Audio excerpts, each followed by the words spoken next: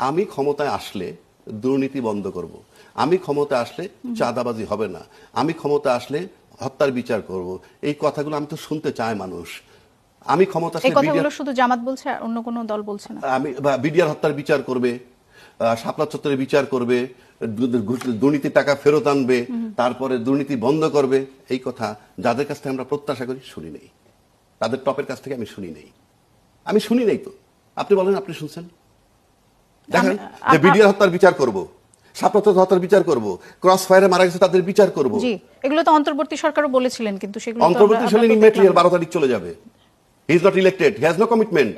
তাকে from day one আমরা করেছেন ওনারা। হ্যাঁ করেছেন তো, তাও তো করেছে, বরং উনি থাকলে আরো কিছু হইতে পারে, উনি চলে গেলে আর হবে না।